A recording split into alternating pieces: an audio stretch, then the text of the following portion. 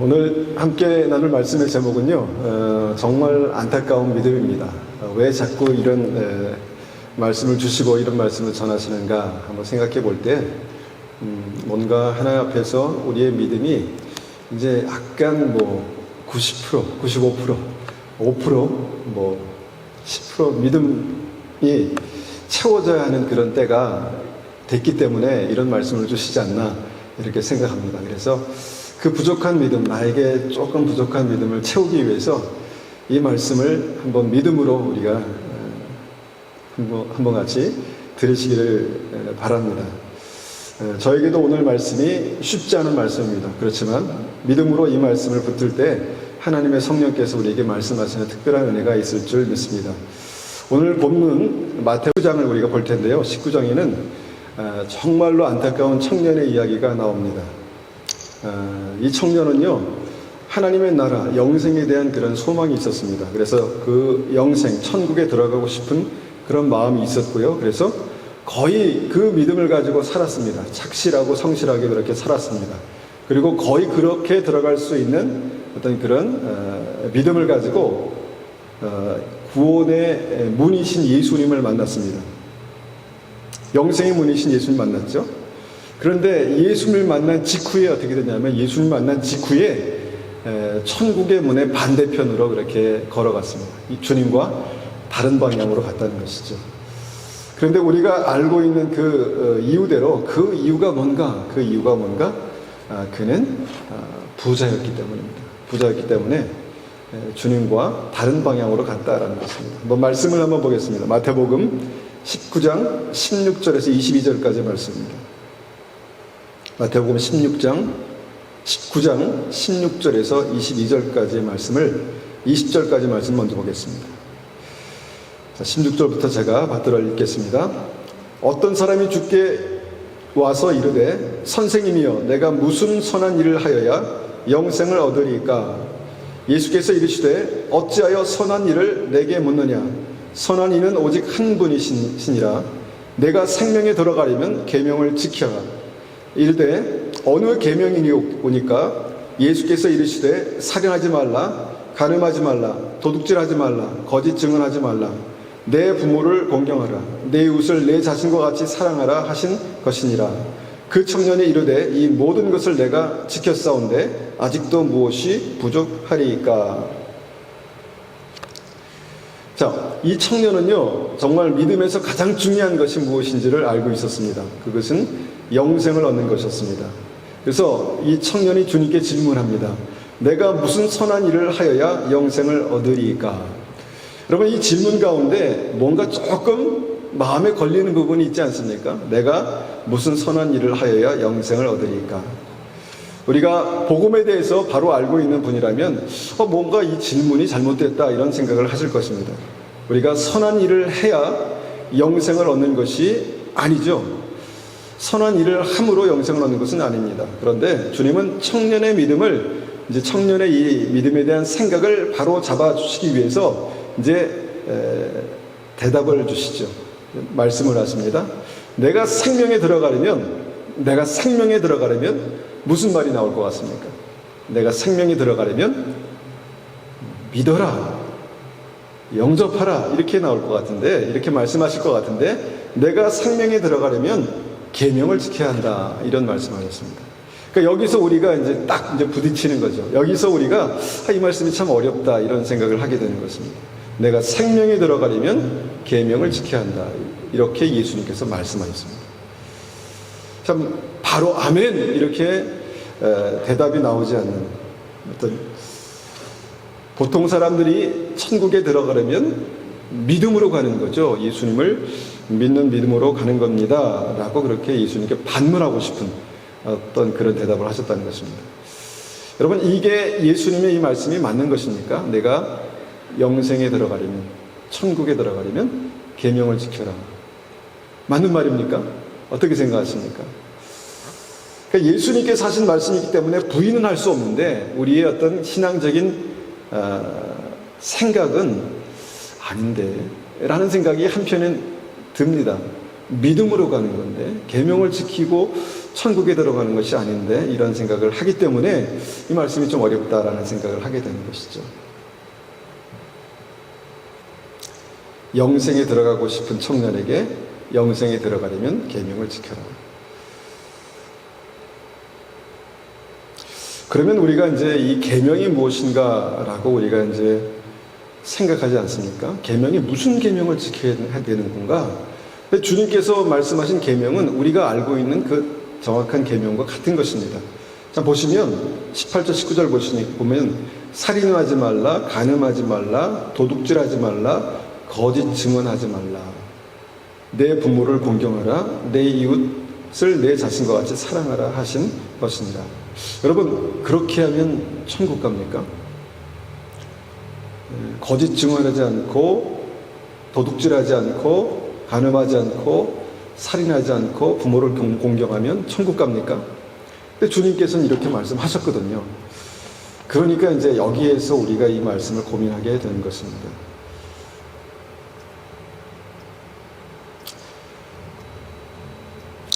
예수님 당시에요, 계명을 지키는 그 사람들이 대다수였습니다. 그러니까 이스라엘 어떤 그 하나님 메시아 신앙을 가지고 있는 사람들은요, 하나님께서 주신 계명, 뭐 십계명, 율법 같은 말이죠. 이런 것들을 지키는 것을 그냥 삶의 일반적인 어떤 믿음으로 그렇게 가지고 있었습니다. 그리고 그것은 우리의 상상을 초월하는 수준이었습니다. 그러니까 이제 거룩하게 안식일을 지키기 위해서, 주일을 지키기 위해서 지금으로 말하면 얼마 이상을 가면 안 됐습니다. 얼마 이상 걸으면 안 됐다는 것이죠. 배가 고파도요, 이삭을 잘라 먹으면 안 됐습니다. 그건 추수 행위가 되기 때문에 이삭을 잘라서 뭐 이렇게 먹는다, 이것은 안 되는 일이었고요. 주일날 병이 나서 아픈 사람이 있잖아요. 그런데 그 사람을 치료해도 안 되는 것이었습니다. 그러니까 하면 안 되는 것들이 굉장히 많았습니다. 그런데 주님께서는 이런 모든 이 행위에 대해서는 이렇게 살아가는 삶을 굉장히 중요하게 생각하는 바리새인들에겐 주님께서 회칠한 무덤이다, 이렇게 이제 말씀하셨다는 것이죠. 그러니까 뭔가 좀 부딪히는 그런 말씀이 있습니다. 문제가 뭘까 이렇게 생각해 보니까 그냥 문제를 우리가 한번 꼭 짚어보면 이 계명의 본질을 우리가 오해하고 있는 것이 아닌가 이런 생각합니다. 계명의 본질을 오해하고 있다라는 생각을 하게 되는 것이죠. 어떻게 오해하는가? 우리가 이제 그 말씀을 이제 긍정적인 면에서 예수님께서 계명을 지키란 말씀이었으니까 긍정적인 면에 생각해 보면 왜 계명을 지켜야 하는가? 왜 계명을 지켜야 하는가를 주님께서는 긍정적으로 말씀하셨다는 것입니다. 천국에 들어가려면 계명을 지켜야 되는데 그 지키는 행위보다 왜 지켜야 하는가, 여기에 대해서 좀 바리새인과 예수님의 생각이 달랐던 것 같습니다. 마태복음 22장 35절 40절 보면요, 이제 우리가 이 말씀을 더 깊이 이해할 수 있는 답이 여기에 나옵니다. 한 율법사가 예수를 시험하여 묻되 선생님, 율법 중에 어느 계명이 크니까? 사실 이 말씀은 질문이 아니라 예수님을 시험에 빠지게 하기 위한 어떤 그런 질문이었습니다. 그러니까 계명이 다 중요한데 어느 것을 콕 집어서 말할 수 없었다는 것이죠. 근데 예수님은 이 계명을 지키는 이유, 목적, 이 본질에 대해서 아주 정확하게 말씀하시죠. 37절입니다. 예수께서 이르시되 내 마음을 다하고 목숨을 다하고 뜻을 다하여 주 너의 하나님을 사랑하라 하셨으니 이것이 크고 첫째 되는 계명이요 둘째도 그와 같으니 내 이웃을 내 자신과 같이 사랑하라 하셨으니 이 두 계명은 온 율법과 선지자의 강령이니라. 우리가 아는 말씀입니다. 계명이 뭡니까? 계명의 핵심이 뭡니까? 계명의 본질이 뭡니까? 계명을 지켜야 되는 이유가 뭡니까? 그것은 사랑하기 위해서다, 이렇게 말씀하십니다. 하나님을 사랑하는 마음에서 이것을 지키는 것이다. 하나님을 사랑하는 마음으로 이것을 지키는 것이다. 이것이 계명의 핵심이다, 본질이다. 그리고 하나님을 그렇게 사랑하는 믿음이 있는 사람은 반드시 하나님께서 지으신, 하나님께서 사랑하신 사람을 그렇게 동일하게 사랑하는 것이 계명을 지키는 것이다 라고 그렇게 말씀하십니다. 그러니까 우리는 이해되는 것이죠. 계명의 핵심은 율법적으로 어떤 규칙을 지키고 뭔가를 내가 딱딱 나누어서 이렇게 살아야 돼라고 그렇게 규범을 정하는 것이 아니라 내가 왜 그렇게 사는지, 왜 그렇게 살아야 하는지 이 목적을 정확하게 주님께서 말씀하시는 거구나. 그래서 계명을 지킨다는 것은 하나님을 사랑하기 위해서 살아가는 거구나. 이렇게 이제 우리가 이해가 되는 것이죠. 하나님을 사랑하기 위해서 살아가는 것, 그것이 계명을 지키는 것이다. 그래서 마태복음 19장과 마태복음 22장의 이 말씀은 계명에 대한 모든 의문을 이제 풀어주는 그런 말씀이다라고 우리가 볼 수 있는 것이죠. 왜 부모를 공경히 해야 합니까? 하나님을 사랑하는 사람. 하나님을 사랑하는 사람은 하나님께서 그것을 원하시기 때문에 그렇게 해야 되는 거야. 그렇게 살아가는 거야. 왜 간음, 살인, 도둑질은 하지 말아야 되는 것입니까? 하나님께서 나를 사랑한 것처럼 그 사람을 사랑하기 때문에 사랑하는 사람들에게 함부로 그렇게 해를 행하면 안 되는 거야 라고 말씀해 주신 것입니다. 그래서 하나님을 사랑하는 방법은 계명을 지키는 것이고 사람을 사랑하는 방법은 계명을 지키는 거야, 이렇게 말씀하시는 것입니다. 우리가 이제 이렇게 접근하다 보면 우리가 이제 본질적으로 우리가 우리의 삶에 한번 이 말씀을 적용해 볼 수 있습니다. 왜 예배를 드립니까? 왜 예배를 드리십니까? 왜 이 자리에 나오셨습니까? 굳이 이 자리에 나오셨습니까? 하나님을 사랑하니까 나오셨습니까? 아니면 하나님을 더 사랑하기 위해서 나오셨습니까? 그러면 정확하게 맞는 대답입니다. 정확하게 맞는 것입니다. 목적이 딱 맞는 것입니다. 그런데 이런 것이 우리의 생각이 없다면 우리는 그냥 바리새인들처럼 그냥 아무 생각 없이 예배를 드리고 아무 생각 없이 기도를 하고 아무 생각 없이 찬양과 헌금을 드리고 이렇게 할 수 있다는 것입니다. 내가 왜 예배를 드리는가? 내가 왜 찬송을 드리는가? 주님을 사랑하니까, 주님을 더 사랑하고 싶어서. 우리의 삶에, 우리의 믿음에서 이 질문이 참 애매한 질문입니다. 내가 하나님을 사랑합니까? 내가 하나님을 사랑하고 있습니까? 여러분 어떻게 대답하시겠습니까? 하나님을 사랑하십니까? 마음으로는, 머리로는 주님을 더 사랑하고 싶은데 그게 잘 되지 않습니다.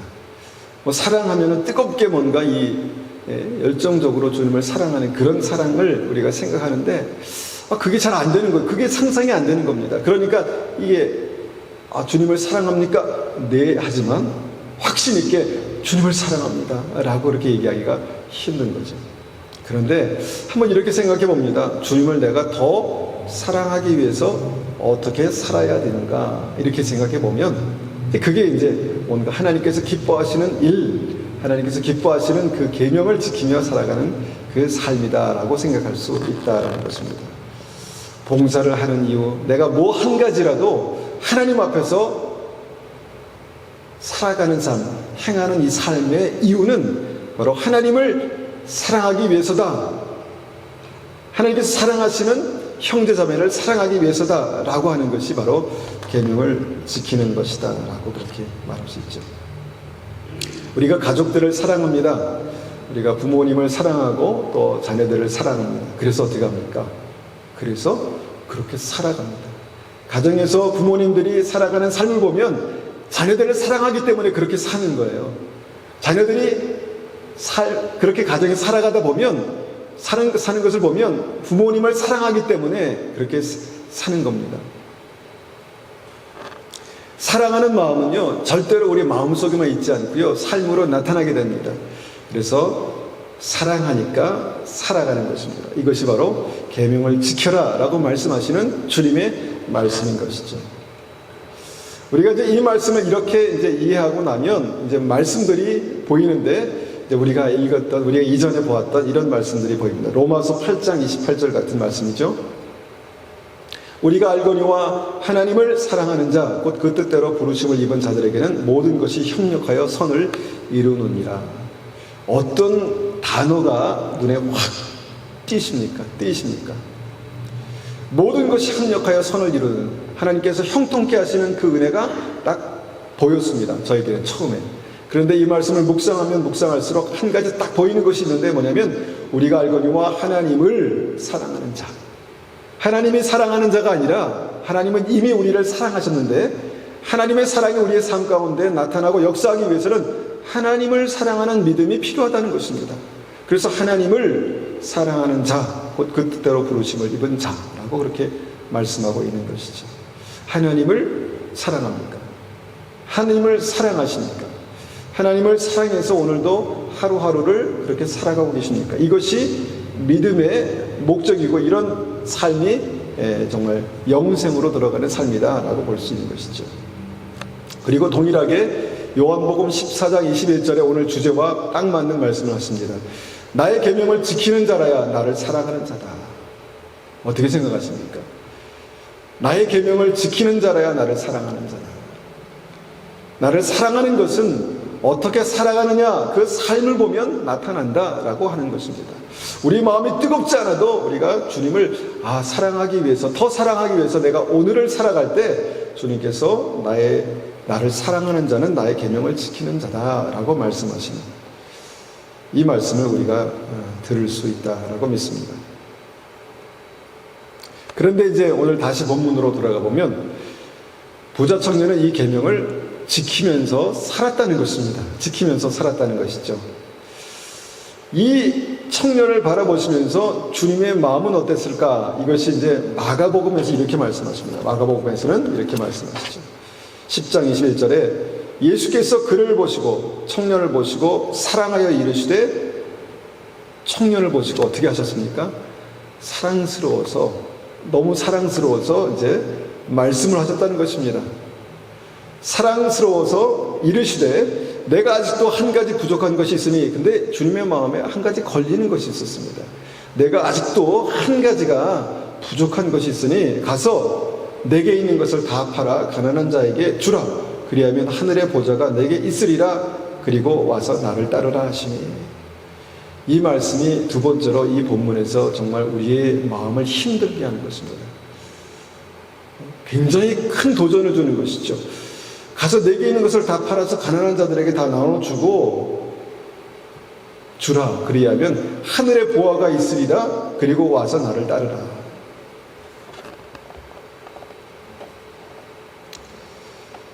이 청년의 어떤 그 믿음에 어떤 그 질문이 약간 문제가 있었다 그러죠.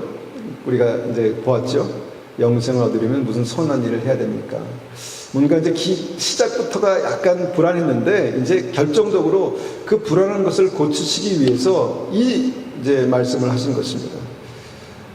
내가 계명을 지키며 살았느냐? 그렇게 잘 살았다, 잘했다, 너무너무 귀하다. 그런데 한 가지 부족한 것이 있다. 그것은 내 모든 것을 다 팔아서 가난한 자들에게 나눠주고 너는 나를 따르라. 여러분, 우리가 주님을 따르라 라고 말씀하시는 이 예수님의 말씀이 여러분 청년에게 해줄 수 있는 가장 큰 축복 아니겠습니까? 영생의 길, 네가 그것을 진짜 원하느냐? 그러면 나를 따르라. 그런데 무엇입니까? 너의 발목을 잡고 있는, 네가 영생으로 나가는데 내 발목을 잡고 있는 그 문제가 있는데 그것이 바로 내 재물이야 라고 그렇게 말씀하고 있는 것입니다. 이성적으로 생각해 보면은 청년에게 주님께서 하신 말씀은 놀라운 기회입니다. 영생의 문으로 직접, 그러니까 영생의 문으로 직행할 수 있는 생명이신 주님, 길과 진리와 생명이신 주님과 동행할 수 있는. 그러니까 이성적으로 생각하면 완벽한 기회인데 마음은 어땠겠습니까? 마음은 꼭 그래야 돼? 라는 생각이 들었겠죠.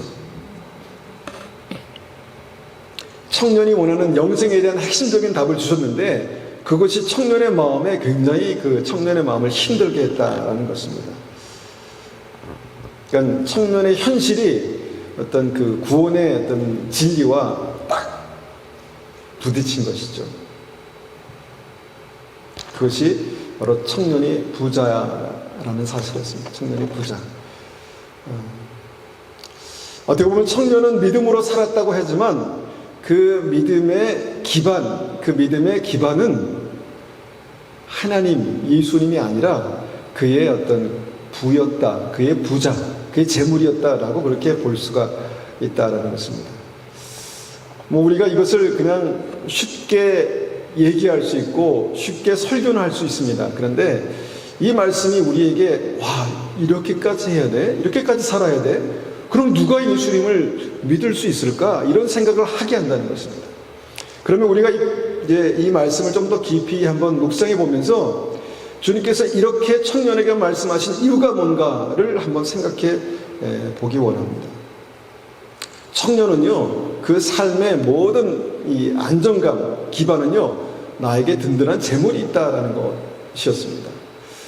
그래서 그 든든한 재물 위에 자기의 삶과 가정과 미래와 믿음까지 세웠습니다. 믿음까지 이제 세웠고, 그것을 주님께 확인받고 싶었는데, 주님께서는 그 청년을 보시면서 내가 한 가지, 정말 결정적인 한 가지가 부족한 것이 있는데, 너는 그 주님을, 영생을 이제 네가 원하느냐? 그러면 모든 것을 팔아서 가난한 사람에 나눠주고 나를 따르라 라고 그렇게 말씀하셨다는 것입니다.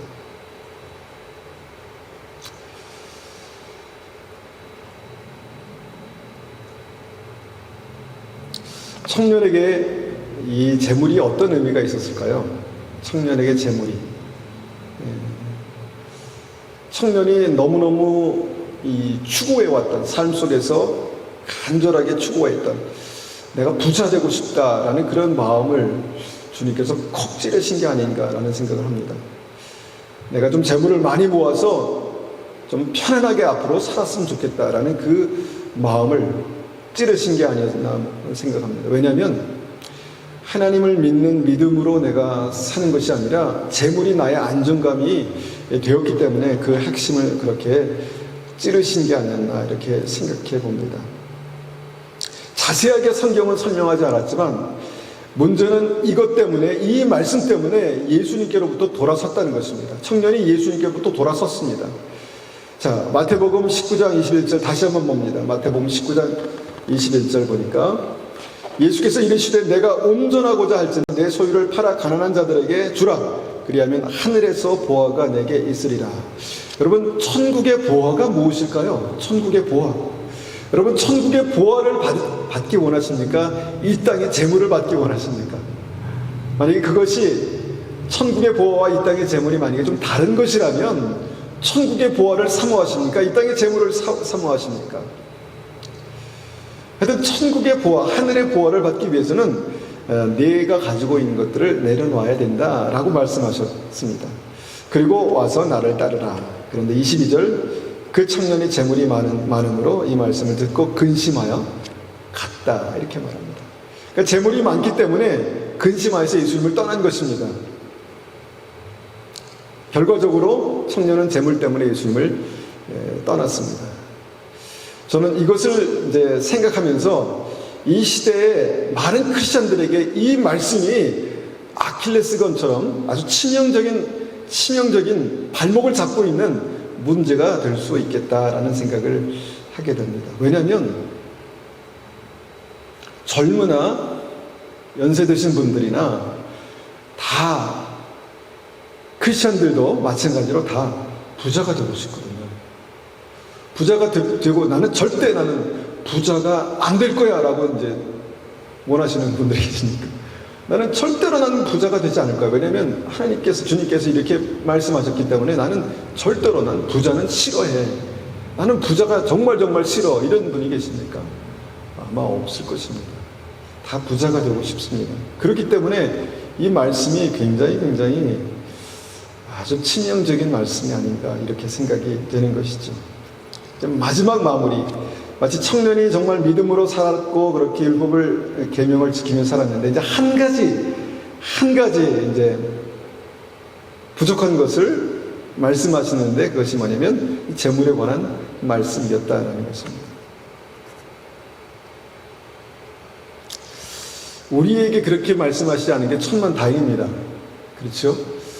우리가 가지고 있는 것 그렇게 많지 않지만 그것을 팔아서 가난한 사람들에게 나눠주고 나를 따르라 이렇게 말씀하셨으면 아마 상당히 많은 분들이 주님을 떠났을 것입니다.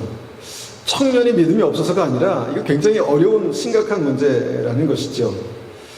나는 부자가 아니라서 천만다행이야 이렇게 생각하시는 분들 계십니까?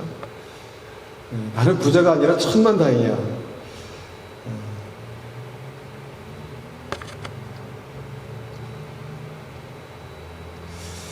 이 청년이 어떻게 됐을까요? 그러고 나서, 떠나고 나서 어떻게 됐을까요? 아마 굉장히 영생에 들어가고 싶었지만, 천국에 들어가고 싶었지만, 이 결과가 이제 딱 결론 지어지지 않았지만, 예수님께서 이렇게 말씀하셨어요. 그 이후에 바로 19장 22절입니다. 그 청년의 재물이 많음으로 이 말씀을 듣고 근심하여 가니라. 자, 그 다음에 예수님께서 이렇게 말씀하셨습니다. 예수께서 제자들에게 이르시되 내가 진실로 너에게 이르노니 부자는 천국에 들어가기가 어려우니라. 자, 부자는 천국에 들어가기가 어려우니라. 24절에 다시 너에게 말하노니 강조하십니다. 낙타가 바늘귀로 들어가는 것이 부자가 하나님 나라에 들어가는 것보다 쉬우니라. 이런 말씀을 하셨다는 것이죠.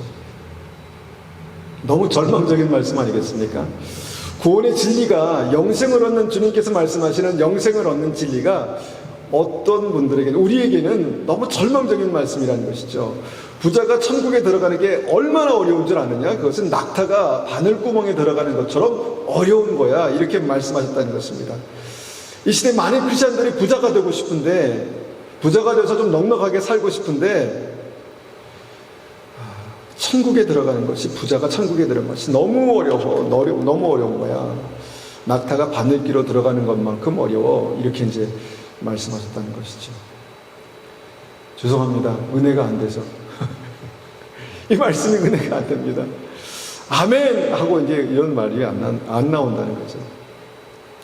그러니까 이제 하나님의 말씀, 주님의 말씀이기 때문에 어떤 목사님들은요, 이 말씀을 이제 좀 절망하는 분들에게 좀 위로를 드리기 위해서 이런 말씀도 하십니다. 당시 예루살렘 성에는 바늘귀라는 문이 있었답니다. 문이 있어서 바늘귀라는 문이 작긴 작지만 사람이 들어갈 수 있는, 그리고 낙타가 몸을 쫙 쪼그리면 들어갈 수 있는 정도의 문이다. 핵심을 모르시는 거죠. 핵심을 모르시는 것입니다. 문제의 핵심은 뭡니까? 부자가 되면 천국에 들어가기 어려워. 이 말씀을 하신 겁니다. 아주 심플합니다. 부자가 되면 천국에 들어가기 어려워. 와, 나는 부자가 아닌데 너무 다행이다. 이렇게 이제 생각하시는 분들은 너무너무 감사한 일이죠. 이 말씀에 대해서 예수님의 제자들도요, 황당했습니다. 그러면 누가 구원을 얻겠습니까? 25절에. 그러면 누가 구원을 얻을 수 있으리까? 야, 예수님 말씀하시는 복음은 굉장히 좀 치명적이다. 이 시대의 믿음에 천국 가는 것이 소중한 믿음에 너무 치명적이다. 이런 생각을 하게 됩니다. 그리고 나서 주님께서는 이 절망하는 제자들에게 아주 애매한 말씀하십니다. 26절에 보니까 예수께서 그들을 보시며 이르시되 사람으로는 할 수 없으나 하나님으로서는 다 하실 수 있느냐. 너희는 그것이 어려워 불가능해 이렇게 생각하겠지만 하나님께서는 하신다. 이 말씀을 하시고 이제 이것을 마무리 지으시죠. 특별히 청년들에게 이 말씀이 은혜가 되지 않습니다. 왜냐하면 돈을 많이 벌어서 집도 사고 그 다음에 부자가 돼서 좋은 차도 사고 그렇게 하고 싶은데 부자가 되는 것이 천국에 들어가는 것과 어떤 굉장히 어려운 문제다 이렇게 말씀하시니까 참 어렵다는 것입니다. 그러면 우리가 한 가지 이제 이 말씀이 그러면 부자는 지옥이다 이런 말씀입니까? 아니기 때문에 이 말씀을 다시 한번 깊이 생각하면서 주님 말씀하시는 핵심이 뭔가를 우리가 한번 생각해 보는 것이죠. 우리가 이제 앞에 말씀드린 그 계명에 대한 진리와 연결해서 한번 이 말씀을 이해해 보면요. 재물 때문에 주님을 사랑하기가 어려워지면 믿음에 대한 문제는 심각해진다는 것입니다. 그러니까 내가 가진 재물 때문에 주님을 사랑하는 게 어려워지면 문제가 심각하다는 것이죠. 내가 부자가 되면 될수록 주님과 거리가 멀어지면 문제가 심각하다는 것입니다. 어느 정도까지 부자입니까? 얼마나 가져야 부자입니까? 뭐 한 10억 정도 가지면 부자입니까? 아니면 1억 정도 가지면 부자입니까? 이게 이런 문제가 아니라 내가 부자인 것 때문에 주님을 따를 수 없다면, 내가 가진 것 때문에 주님을 따라갈 수 없다면 이것은 문제가 심각해진다는 것입니다.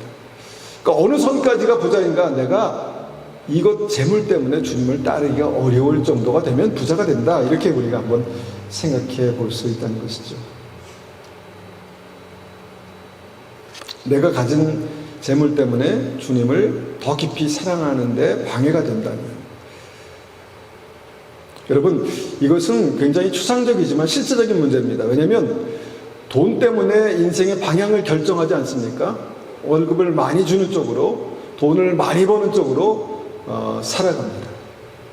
하나님의 인도하심을 따라서 주님께서 나의 삶에 계획하신 하나님의 계획대로 살아간다라고 우리가 말하지만, 실제 삶에서는 월급을 많이 주는 직장으로, 또 돈을 많이 벌 수 있는 곳으로 그렇게 나아간다는 것입니다. 삶의 동기부여를 더 강하게 주는 것이 하나님이신가 아니면 돈인가 생각해 봤을 때, 많은 크리스천들에게 정말 삶의 동기부여를 강하게 주는 것이 돈일 수 있겠다, 이런 생각을 하게 된다는 것입니다. 그래서 부자가 천국에 들어가기 어렵다라는 말씀을 하셨구나, 이렇게 이해를 합니다. 성령께서 이 말씀에 대해서 우리 각 한 분 한 분에게 아마 이해를 주실 것이라고 믿습니다. 근데 팩트는 뭐냐면, 부자는 천국에 들어가기 어렵다라는 것입니다. 그러니까 이 말씀에 대해서 우리가 좀 더 아주 명확하게 이제 생각해 보면, 두 가지 중에 한 가지만 선택해야 되는 그런 인생의 순간에, 나를 선택할래, 재물을 선택할래, 이것을 이제 말씀하신 것입니다. 참 어려운 것이죠. 그냥 뭐 막연하게 은혜, 이게 아니라는 것입니다. 마태복음 6장 24절에 아주 단적으로 주님 말씀하시죠.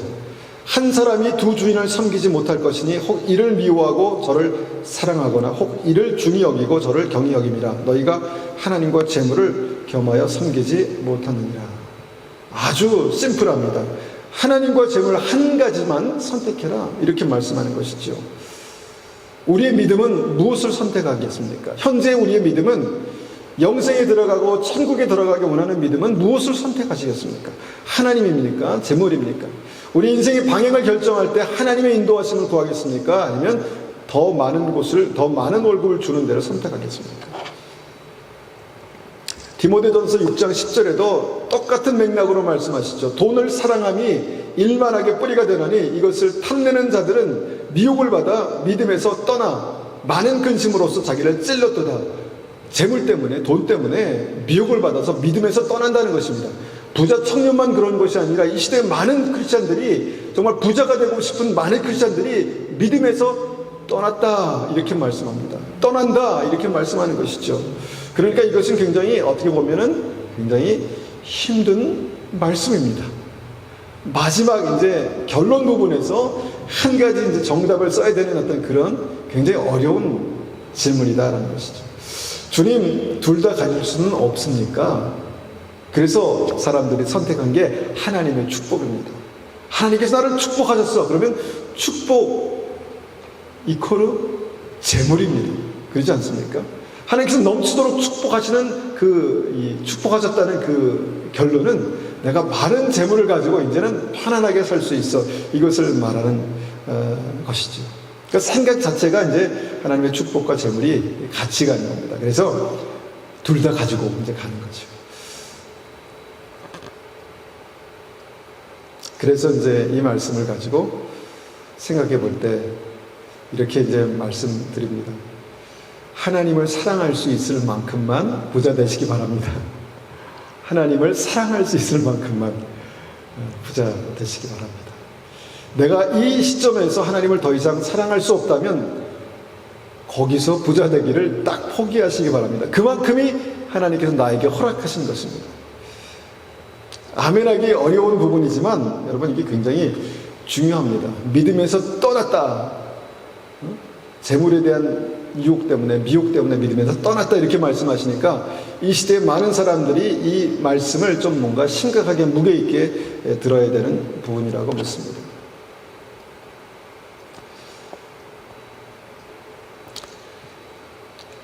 너무 이렇게 세게 말씀드려서 죄송한데, 그냥 단적으로 한번 이렇게 한번 질문을 드려봅니다. 여러분, 꼭 그렇다는 건 아니지만, 가난하게 살다가 천국 가기 원하십니까? 대기업의 총수로 살다가 지옥 가기 원하십니까? 어려운 질문이죠. 어려운 질문입니다. 가난하게 살다가 천국 가기 원하십니까? 대기업의 총수로 살다가 지옥 가기 원하십니까? 그러니까 부자 청년이 이런 질문을 받았다는 것입니다. 머리로는 우리가 천국 영생을 원하지만 현실에서는 우리가 부자를 선택하고 싶은 삶을 살아가고 있다는 것이죠. 여러분, 근데 이 문제의 핵심을 붙드시기를 바랍니다.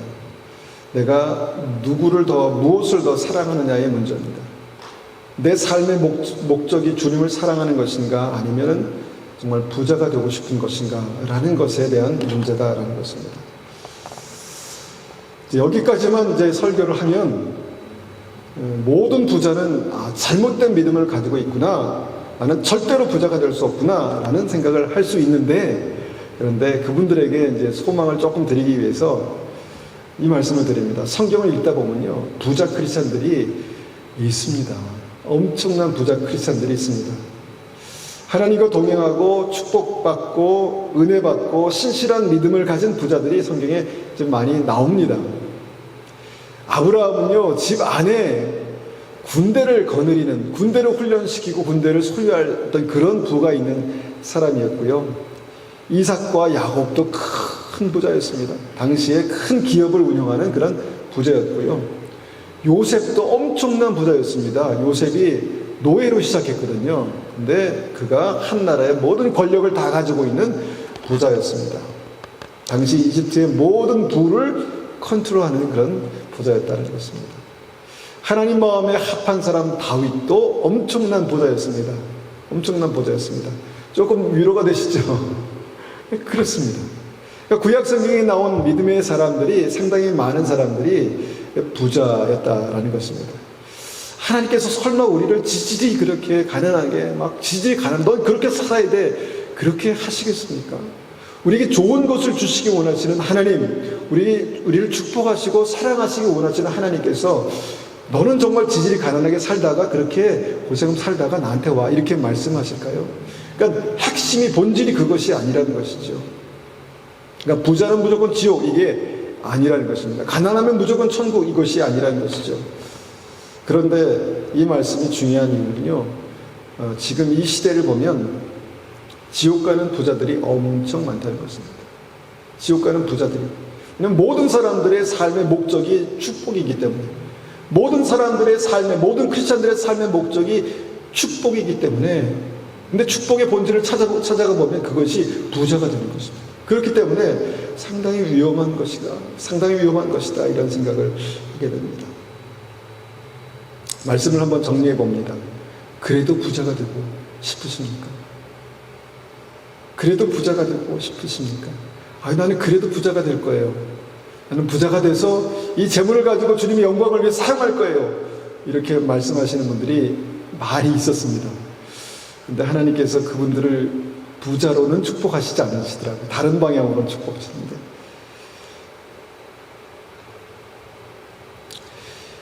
주님의 마음에 합한 다윗을 우리가 생각해 보면서 주님 마음에 합한 것이 무엇입니까? 지금 나눠드린 이 말씀들이 주님의 마음입니다. 주님의 말씀이 주님의 마음입니다. 주님의 말씀, 주님의 마음의 핵심이 뭔지를 여러분 붙드시기 바랍니다.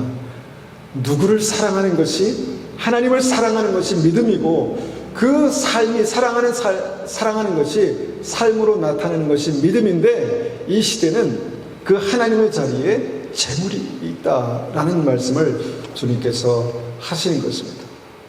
그리고 이 시대 많은 크리스찬들이 재물 때문에 주님을 잃어버리고 있습니다. 믿음에서 떠나가고 있습니다. 미혹을 받아서 믿음에서 떠나가고 있습니다.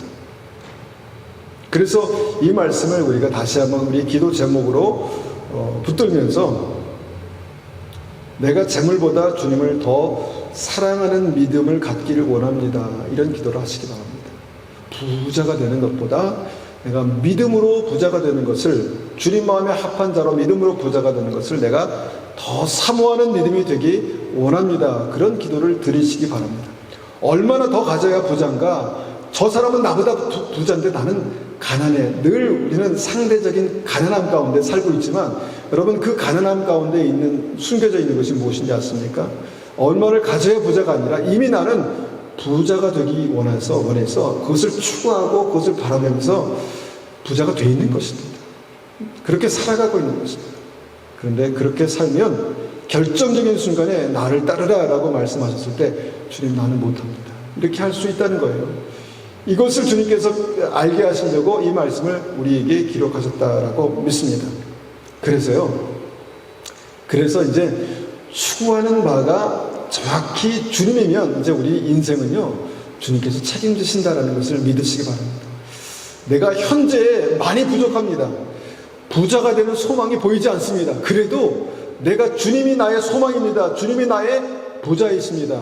주님이 내 부이십니다. 라고 우리가 고백할 수 있다면요, 하나님께서 그분의 인생들을 책임지실 것입니다. 하나님께서 그분의 인생을 책임지실 것입니다. 돌이켜보니까 저의 인생이 그랬습니다.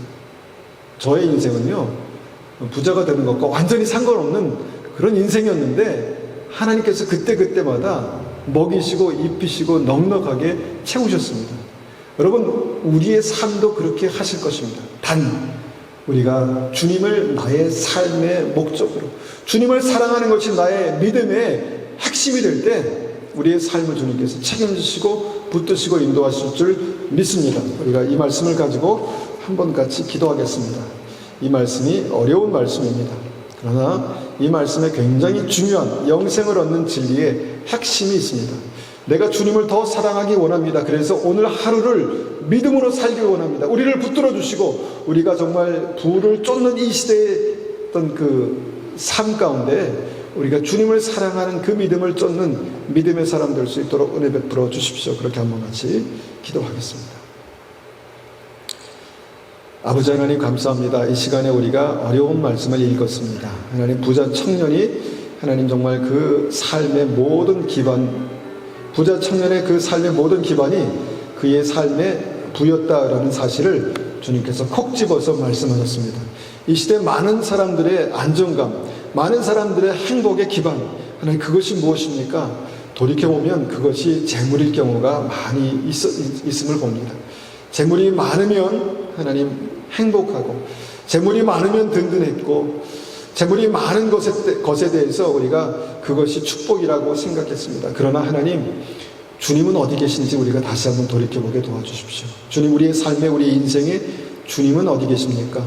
우리의 삶에 주님을 사랑하는 그 믿음이 우리의 삶 가운데 있습니까? 주님, 우리를 붙들어 주시옵소서. 우리를 깨워 주시옵소서.